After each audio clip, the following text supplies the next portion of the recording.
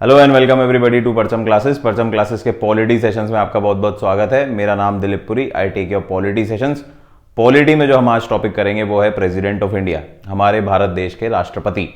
तो उनके बारे में हम जानेंगे। बेसिकली हम यूनियन एग्जीक्यूटिव पार्ट को डिस्कस करेंगे, जिसमें हम एग्जीक्यूटिव जो कार्यपालिका होती है हमारे देश की गवर्नेंस की, तो उसके बारे में जानना चालू करेंगे। और स्टार्ट करेंगे हम प्रेसिडेंट ऑफ इंडिया से, क्योंकि president of India is the first citizen of our country.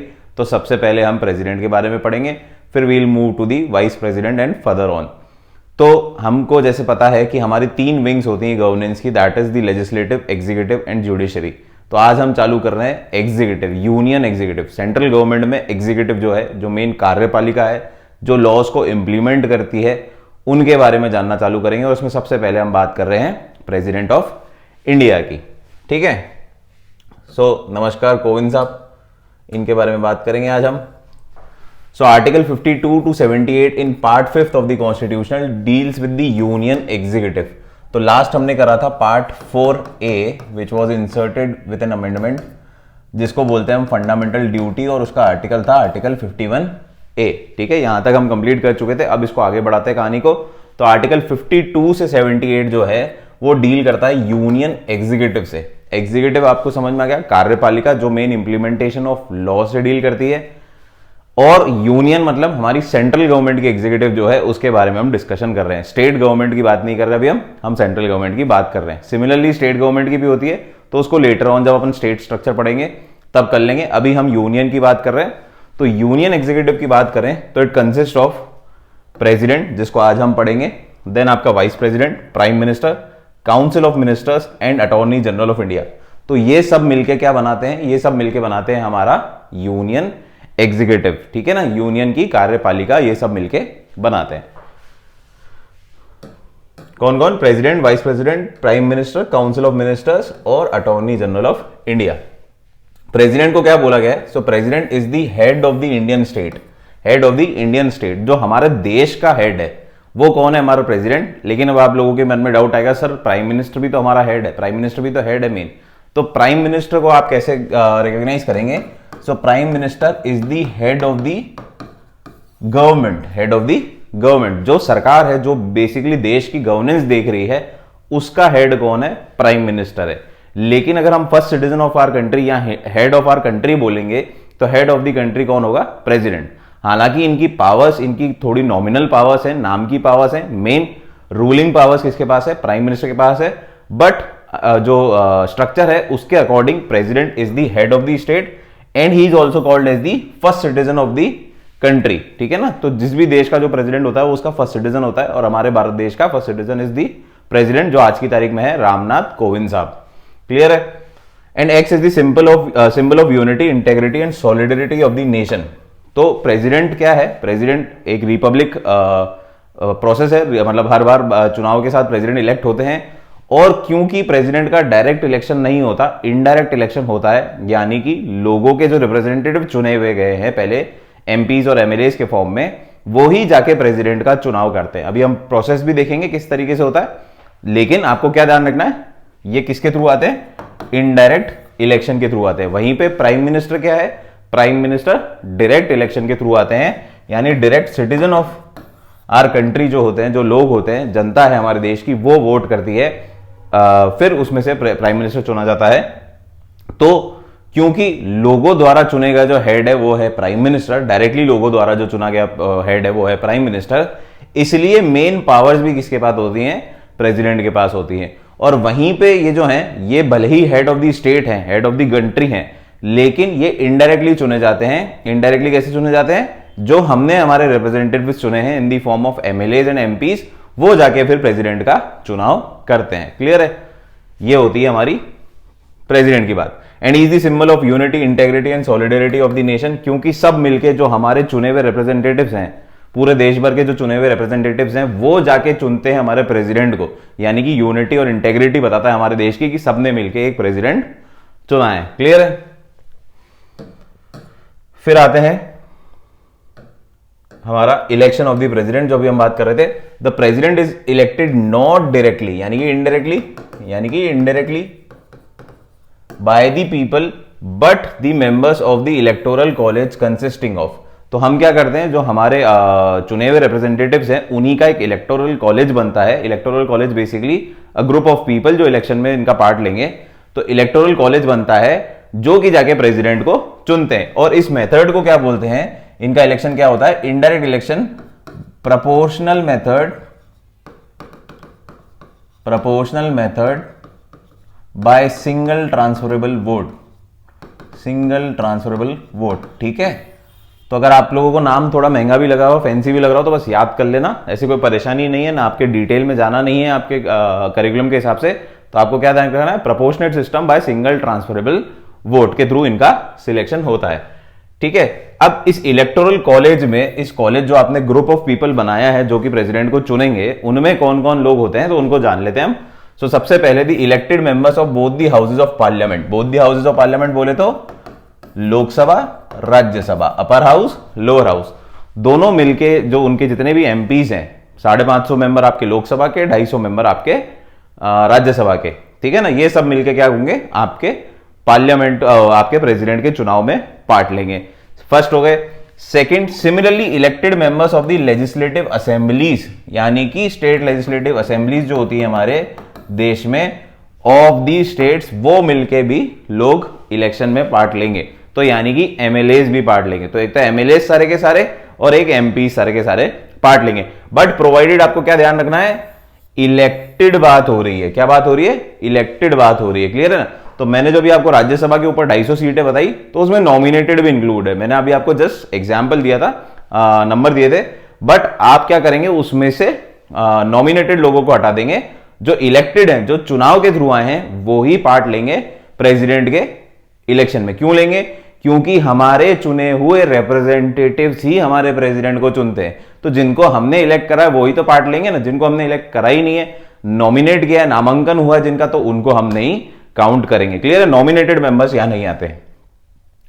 फिर the elected members of the दो legislative assemblies, Delhi and Puducherry. तो दो लेजिस्लेटिव असेंबली के जो मेंबर हैं वो भी इसके अंदर आते हैं, जो कि वोट करते हैं। यानी कि बाकी किसी लेजिस्लेटिव असेंबली, पहली बात, हर किसी के पास लेजिस्लेटिव असेंबली है भी नहीं यूनियन टेरिटरी के पास, 2 ही यूनियन टेरिटरी हैं अभी। हालांकि जम्मू कश्मीर की फर्दर जाके डिक्लेयर हो जाएगी, बट अभी के लिए Delhi and Puducherry 2 legislative assemblies हैं जिनके भी इलेक्टेड मेंबर्स आपके लिए वोट करेंगे। तो एक तो एमपी सारे के सारे, देन आपके स्टेट लेजिस्लेटिव असेंबलीज के मेंबर, एमएलएज यानी कि, और 2 यूनियन टेरिटरीज की जो एमएलएज हैं, यानी कि उनकी जो लेजिस्लेटिव असेंबली के मेंबर हैं, वो करेंगे। लेकिन सबके सब क्या होने चाहिए, इलेक्टेड होने चाहिए, नॉमिनेटेड नहीं होने चाहिए। क्योंकि डायरेक्ट रिप्रेजेंटेशन नहीं है जनता का, लेकिन इनडायरेक्ट सिर्फ जनता का ही रिप्रेजेंटेशन है, ये होना चाहिए। क्लियर है। Thus the nominated members of both the house of the parliament, कौन कौन पार्ट नहीं लेता है, nominated members of the state legislative assemblies, the members both elected and nominated of the state legislative councils, legislative council का कोई अगर part है तो वो नहीं होगा, the nominated members of the legislative assemblies of Delhi and Puducherry do not participate in the election। तो basically क्या मतलब है कि nominated members वोट नहीं करेंगे, और अगर कहीं पे स्टेट लेजिस्लेटिव काउंसिल है तो वहां के मेंबर भी पार्ट नहीं लेंगे। ठीक है ना, वो स्टेट लेजिस्लेटिव असेंबली के ही होंगे। क्लियर है। So the members both elected and nominated of the state legislative council. अब आपको जैसा पता है कि स्टेट में लेजिस्लेटिव असेंबली तो होती है, लेकिन कुछ कुछ स्टेट में लेजिस्लेटिव काउंसिल्स भी होती हैं, लेजिस्लेटिव काउंसिल्स भी होती हैं। तो लेजिस्लेटिव काउंसिल क्योंकि हर स्टेट में नहीं है, इसलिए लेजिस्लेटिव काउंसिल के लोगों को हम रिप्रेजेंटेशन में नहीं लेंगे, या वोटिंग या इलेक्शन में पार्ट नहीं लेंगे। ये लोग वो हैं जो कि भाग नहीं लेते हैं इलेक्शन ऑफ द प्रेसिडेंट में।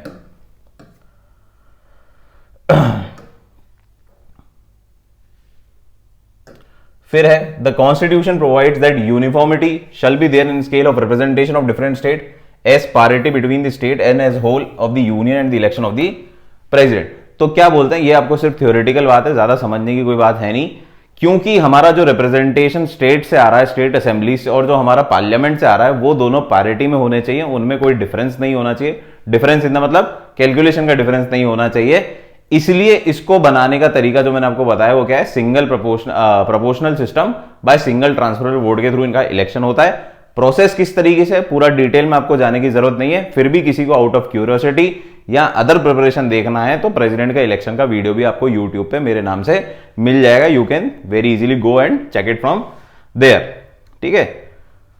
अब क्या है ये छोड़ दो, to achieve this number of votes which each elected member of the legislative assembly of each state and parliament is entitled to cast such election shall be determined in the following manner. तो अभी किस तरीके से होगा उसका हल्का सा briefing ले लेते हैं, ठीक है। तो क्या है, सबसे पहला तो हमें एमएलए की कैलकुलेशन करनी है कि value of vote of MLA की कैसे काउंट होते हैं, ठीक है। तो इसके लिए एक फॉर्मूला होता है, ये कुछ मत पढ़ो, बस इतना सा, value of the vote of N MLA total population of the state. तो अगर सपोज करो मैं राजस्थान स्टेट की बात कर रहा हूं और वहां की पॉपुलेशन है 1 करोड़,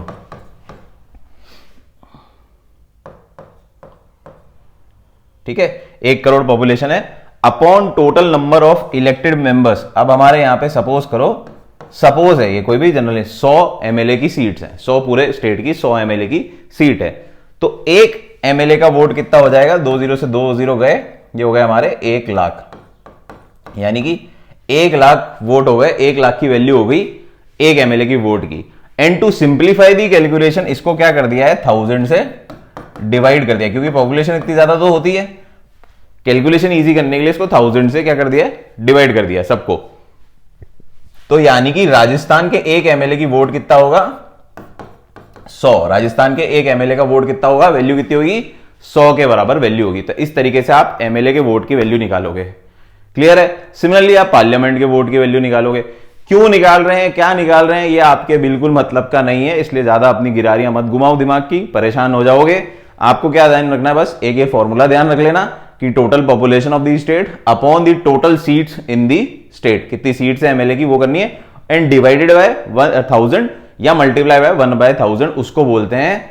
क्यों, क्योंकि इसको सिंप्लीफाई करते हैं, कैलकुलेशन जो नंबर है ना ये बड़े बड़े, क्योंकि हमारे जो नेतागण हैं वो तो इतने ज्यादा शुरू के टाइम से जो है वो कहीं ना कहीं कुछ पढ़े लिखे भी हैं, कुछ कम पढ़े लिखे भी हैं, तो ज्यादा कंफ्यूज ना हो जाए, उनको इजी करने के लिए उनकी जिंदगी क्या कर दिया, 1000 से इसको डिवाइड कर दिया, बाकी 1000 का कोई अस्तित्व नहीं है यहाँ पे, ठीक है। तो इस तरीके से एमएलए के वोट निकलते हैं। फिर सिमिलरली पार्लियामेंट एमपी के वोट कैसे निकलते हैं, तो total value of MLA in all the state. तो जैसे हमने स्टेट के एमएलए की वैल्यू निकाली थी ना अभी राजस्थान की, एक वोट की कितनी वैल्यू थी, 100, इसी तरीके से हम भारत देश के सारी स्टेट के एमएलए की वैल्यू निकालेंगे, ठीक है, सारे देश के एमएलए की वैल्यू निकालेंगे और यहां पे हम क्लब करके लिख देंगे टोटल। तो सपोज करो सबकी टोटल मिला के आई 17,000, ठीक है ना, जैसे 100 एमएलए की वोट थी हमारे राजस्थान के एमपी की, किसी की कोई आई किसी की आई, सबको क्लब करके आ गई 17,000 एमएलए, टोटल वोट कितने आ गए एमएलए। फिर हम करेंगे total number of elected members of parliament. तो इलेक्टेड मेंबर्स ऑफ पार्लियामेंट कितने हैं, करीब आएंगे आपके 700, 230, 38 आपके उसमें हो गए और 550 उसमें हो गए, तो 788, 790 आप मान लो, ठीक है ना, इनटू वापस इसमें भी करते हैं, इसमें आपको इधर दे नहीं रखा 1/1000 is to simplify the calculation, बस। तो इसको इससे डिवाइड कर देंगे हम, जो आंसर आएगा वो हो जाएगी एमपी के वोट की वैल्यू। तो एमएलए के वोट की वैल्यू निकाल ली, एमपी के वोट की वैल्यू निकाल ली। अब जब ये वोट डालेंगे तो अगर एमएलए ने वोट डाला कोविंद साहब के फेवर में, तो कोविंद साहब को मिल गए 100 वोट। राजस्थान का एक एमएलए था तो उसके कितने वोट हो गए, उसकी काउंटिंग कितनी हो जाएगी, 100। सिमिलरली किसी एमपी ने डाला, अब इसका आंसर मान लो आप आ रहा है 235, कुछ भी आ रहा है, अपन एग्जाम्पल ले रहे हैं अभी, क्योंकि डीप में नहीं है इसलिए मैं फिर एग्जाम्पल ले रहा हूं, मैं सिर्फ आपको ऊपर ऊपर से ब्रीफिंग दे रहा हूं, काम भी नहीं है, ये जबरदस्ती बता रहा हूं मैं आपको, ठीक है। सो 100 और 235 इनकी हो गई, तो टोटल इनकी काउंटिंग हो जाएगी और फिर उस हिसाब से हमारी कैलकुलेशन हो जाएगी, ठीक है। तो ये होता है, आपको 2 फॉर्मूले याद रखने और ये ध्यान रखना है कि एक तो अपन एमएलए के वोट की वैल्यू निकालेंगे और एक एमपी के वोट की वैल्यू निकालेंगे, फिर उसका जो फॉर्मूला है प्रोपोर्शनल मेथड है उसके थ्रू हम प्रेसिडेंट इलेक्ट कर देंगे। क्या है, सिंगल ट्रांसफरेबल वोट, बिल्कुल पढ़ना मत, अगर सिर्फ एसएससी की तैयारी कर रहे हो तो बिल्कुल दिमाग मत लगाना, नहीं तो कंफ्यूज हो जाओगे। अगर एसएससी के अलावा आउट ऑफ क्यूरियोसिटी देख रहे हो या फिर यूपीएससी की या ऐसे कोई हायर लेवल एग्जाम की तैयारी कर रहे हो, तो बिल्कुल जाके आप वीडियो देख सकते हो, उसमें मैंने एग्जाम्पल के साथ प्रॉपरली भी आपको समझा रखा है, ठीक है। तो ये बात आ गई समझ में। तो अगर अब मैं बात करूं तो इलेक्शन ऑफ प्रेसिडेंट में क्या है, एक तो सारे एमएलए हैं जो हमारे एमएलए यानी स्टेट लेजिस्लेटिव असेंबली के मेंबर्स हैं हर स्टेट के, वो वोट करेंगे इलेक्टेड मेंबर, फिर इलेक्टेड मेंबर ऑफ पार्लियामेंट करेंगे यानी लोकसभा एंड राज्यसभा करेंगे, और then elected member of Delhi and Puducherry, two legislative assemblies of 2 union territories. ये तीनों मिलके वोट करेंगे, इनका मिलके बनता है इलेक्टोरल कॉलेज, क्लियर है। तो ये इलेक्शन था। बस आपको इतनी सी इंफॉर्मेशन याद रखनी है कौन कौन आएगा, और क्योंकि कौन कौन आ गया तो कौन कौन नहीं आएगा वो भी पता पड़ गया कि नॉमिनेटेड मेंबर्स नहीं आएंगे, लेजिस्लेटिव काउंसिल के नहीं आएंगे, नॉमिनेटेड मेंबर्स ना स्टेट के आएंगे, ना आपके यूनियन टेरिटरी के आएंगे, ना आपके पार्लियामेंट के आएंगे, सिर्फ इलेक्टेड मेंबर्स आएंगे। क्लियर है। अब देख लेते हैं क्वालिफिकेशन, ओथ एंड कंडीशन। क्या क्वालिफिकेशन है भैया, कल को मेरे को प्रेसिडेंट बनना पड़ जाए, मजबूरी में कोई ऐसी मजबूरी आ जाए कि मेरे को प्रेसिडेंट बनना पड़ जाए, तो मेरे को क्या क्या क्वालिफिकेशन चाहिए। तो सबसे पहली क्वालिफिकेशन क्या है भैया, अपन तो भारत के नागरिक होने चाहिए, तो ऑल गुड, अपन तैयार है, सिटीजन ऑफ इंडिया है अपन पूरी तरीके से, तो सिटीजन ऑफ इंडिया होने चाहिए। Second, he should have completed 35 years of age. कितने साल के हो जाने चाहिए, 35 साल। अपन अभी 3 साल छोटे हैं, तो अभी अपन नहीं कर सकते, आप लोग देख लो, आप लोग तो खैर और भी छोटे हो गए, पर कोई भी हो तो वो 35 साल का मिनिमम उसकी एज होनी चाहिए। ठीक है। He should be qualified for being a member of Lok Sabha. जो लोकसभा की क्वालिफिकेशन है वो सारी इसको पूरी करनी है। अब आप बोलोगे सर लोकसभा की क्वालिफिकेशन क्या है, तो जब लोकसभा के बारे में पढ़ेंगे तब पढ़ लेंगे, अभी कोई दिमाग लगाने की जरूरत नहीं है। पर लोकसभा के लिए क्वालिफाइड होना चाहिए प्रेसिडेंट कि भैया कल को लोकसभा का मेंबर बन सकता है या नहीं बन सकता, ये चेक करना है। तो कम से कम लोकसभा का मेंबर होना चाहिए। होना क्या चाहिए, मतलब उसके लिए क्वालिफाइड होना चाहिए। और बाकी के ऊपर की मैंने आपको 2 बता दी। क्वालिफिकेशन क्या है लोकसभा की, जरूरत नहीं है, आपको सिर्फ ये याद रखना है कि लोकसभा के लिए एलिजिबल होना चाहिए, ये ध्यान रखना। दूसरी इंपॉर्टेंट बात, लोकसभा के लिए एलिजिबल होना चाहिए। क्या होना चाहिए, एलिजिबल होना चाहिए कि कल को इसको लोकसभा या मेंबर ऑफ पार्लियामेंट बनना है इन दी लोकसभा, तो वो बन सकता है, बन सकता है, बना हुआ नहीं होना चाहिए। एलिजिबल होना चाहिए, एग्जिस्टिंग नहीं होना चाहिए। ये देखना, इसमें परेशान मत हो जाना कि वो बनने लायक होना चाहिए, बना हुआ नहीं होना चाहिए। क्योंकि बना हुआ अगर होता है, वो चाहे लोकसभा का मेंबर हो चाहे राज्यसभा का मेंबर हो, उसको प्रेसिडेंट की शपथ ग्रहण करने से पहले वो ऑफिस छोड़ना पड़ेगा। तो for being a president you need to drop your position in the Lok Sabha and Rajya Sabha if you have one.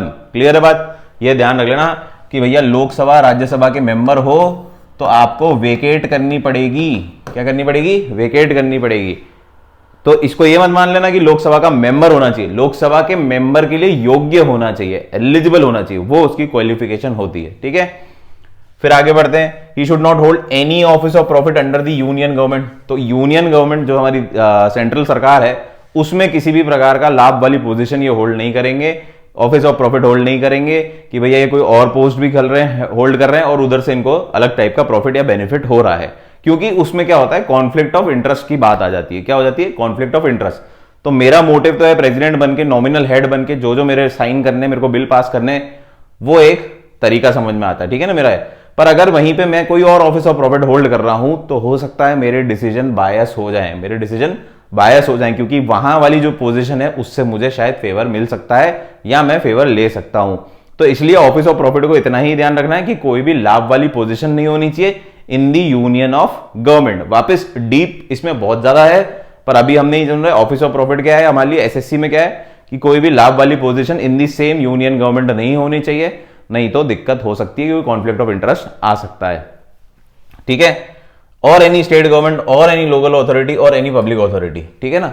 तो किसी भी स्टेट गवर्नमेंट में भी नहीं होना चाहिए, उस यूनियन गवर्नमेंट में तो होना ही नहीं चाहिए, कोई पब्लिक अथॉरिटी में नहीं होना चाहिए। क्लियर है। हालांकि कुछ ऐसी एरियाज हैं जहां पे आप बन सकते हैं। तो अगर आप एक्टिंग प्रेसिडेंट हैं या करंट वाइस प्रेसिडेंट हैं तो उसको ऑफिस ऑफ प्रॉफिट नहीं माना जाएगा। क्लियर है बात। तो इसलिए कंफ्यूज मत होना कौन कौन सी चीजें, आपको सिर्फ इतना वर्ड लिखना है। आपको क्या मतलब होना चाहिए कि he should not hold office of profit in central government, in state government और in any local authority, public authority. ठीक है। फिर एक और कंडीशन है, further the nomination of a candidate. अगर कोई भी प्रेसिडेंट के लिए खड़ा हो रहा है और वो नॉमिनेशन भर रहा है, नामांकन बढ़ रहा है कि भैया मेरे को प्रेसिडेंट बनना है, I want to be the Rashtrapati, तो इसमें आपको क्या ध्यान रखना है, 50 लोग होने चाहिए उसके गारंटर कि भैया हाँ ये आदमी एकदम फेयर है, बढ़िया है, इसको प्रेसिडेंट बना सकते हैं हम। तो 50 लोग गारंटर होना चाहिए और 50 गारंटर यहां बोल दो प्रपोजर होने चाहिए और 50 लोग सेकेंडर होने चाहिए। सेकेंडर यानी कि जो इनके सपोर्ट करे। सेकंड मतलब सेकंड आवाज होने चाहिए कि हाँ भैया these people are right, he is the right president और he is the right candidate to be a president. तो 50 तो इनिशियल प्रपोजर होने चाहिए जो नाम भरेंगे उनका, और फिर 50 सेकेंडर होने चाहिए यानी कि सपोर्ट कर रहे हैं मिनिमम। क्लियर है बात। तो कितने लोग चाहिए, 100 लोग एक तरीके से चाहिए। 50 आपका नाम प्रपोज करने चाहिए कि भैया इनको प्रेसिडेंट के लिए खड़ा करो और 50 इसको सेकंड करेंगे, इसको सपोर्ट करेंगे बात को कि हाँ भैया इनको प्रेसिडेंट बना सकते हैं या बनाना चाहिए। ठीक है, दूसरा एक और है कि इनको 15,000 की सिक्योरिटी डिपॉजिट देनी पड़ती है। क्या देना पड़ता है? 15,000 रुपए का सिक्योरिटी डिपॉजिट देना पड़ता है। पहले ये 2,500 का होता था, अब कितना है? 15,000 रुपए इनको सिक्योरिटी डिपॉजिट देना पड़ता है। और अगर ये 1/6 वोट नहीं ला पाते हैं इन दी इलेक्शन, तो जितने भी वोट हमने कैलकुलेट करे by the method of election process, तो उसका अगर 1/6 वोट किसी भी कैंडिडेट को नहीं आते हैं तो उसके 15,000 रुपए आरबीआई रख लेता है। किसके पास जमा होंगे? आरबीआई के पास जमा होंगे। ठीक है, वो आरबीआई रख लेता है। अदरवाइज आप बन जाते हैं तो ये लो 15,000 रुपए और बाकी पूरी आपके वेतन जो है क्लियर है, वो बन जाता है। पर मिनिमम आपको कितना चाहिए? 1/6 वोट चाहिए, नहीं तो 15,000 रुपए डूब गए आपके। फिर आता है ओथ एंड अफर्मेशन। क्या ओथ लेते हैं प्रेसिडेंट? तो सबसे पहले तो ओथ ऑफ द प्रेसिडेंट दिलाता कौन है? तो चीफ जस्टिस ऑफ इंडिया इनको ओथ दिलाते हैं। कौन दिलाते हैं? Chief justice of India oath दिलाते हैं। तो ये क्वेश्चन आ सकता है, who makes the president oath? तो ये कौन है? Chief justice of India. क्या है इनकी ओथ? क्या ओथ लेते हैं ये? तो बहुत सिंपल सी ओथ है, to faithfully execute the office. मेरे ऑफिस को मैं फेथफुली एग्जीक्यूट करूंगा, निवारण करूंगा। To preserve, protect and defend the constitution of the and the law. तो कॉन्स्टिट्यूशन ऑफ इंडिया और जो लॉ है, सुप्रीम लॉ है हमारा, इसको पूरी तरीके से प्रोटेक्ट करूंगा, पूरी निष्ठा के साथ इसकी सेवा करूंगा, इसको सर्व करूंगा। क्लियर है बात? To devote himself to the service and the wellbeing of the people of India. मैं पूरा अपना जीवन, मतलब जो भी टेन्योर है मेरा प्रेसिडेंट का, वो इस देश की जनता के लिए न्योछावर करता हूं।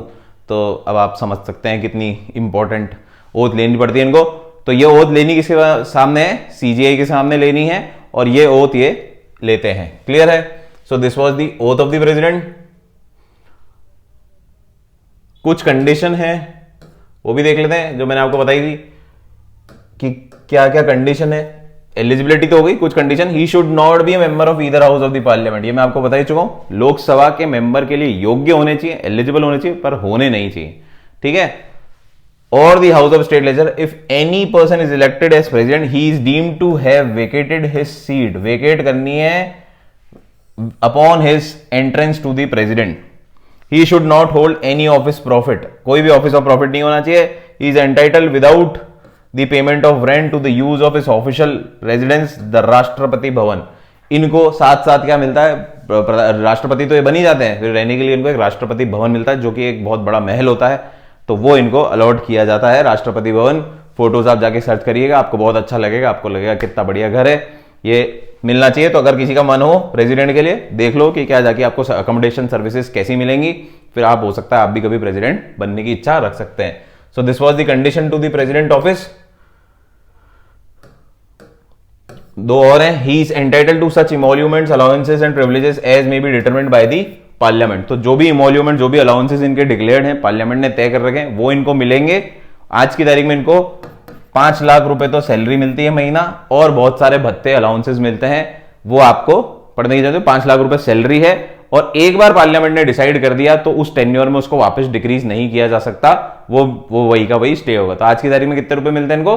5 लाख रुपए महीना, यानी कि 60 लाख रुपए साल के, यानी कि 6 करोड़ रुपए, 3 करोड़ रुपए 5 साल के। तो अगर एक बार प्रेसिडेंट बने तो 3 करोड़ रुपए तो सीधे सीधे। His emoluments and allowances can't be diminished during his term of office। ये बात मैं आपको बता चुका हूं कि जो भी emoluments और allowances के डिसाइड हुए हैं राष्ट्रपति जी के, वो वापस कम नहीं हो सकते during his term of office, जब तक वो ऑफिस में है। नया प्रेसिडेंट आएगा तो आप रिवाइज कर सकते हैं पार्लियामेंट में, बट पुराने को तो जो चल रहा है, एक बार उसको बोल दिया आपने मुंह से कि 5 लाख रुपए देंगे, तो उनको आपको देने पड़ेंगे, उसमें आप फिर मजाक नहीं कर सकते। क्लियर है? तो आज अपन थोड़ा सा यहीं पे रोकते हैं, फिर प्रिविलेजेस एंड इम्यूनिटीज यहां से नेक्स्ट पार्ट हम चालू करेंगे। अभी तक के लिए इतना ही प्रेसिडेंट के बारे में। ये पढ़ो, अंदर उतारो, समझो प्रेसिडेंट को, और कोई भी डाउट हो तो प्लीज कमेंट इट डाउन, और you can directly ask on various social platform where I am available.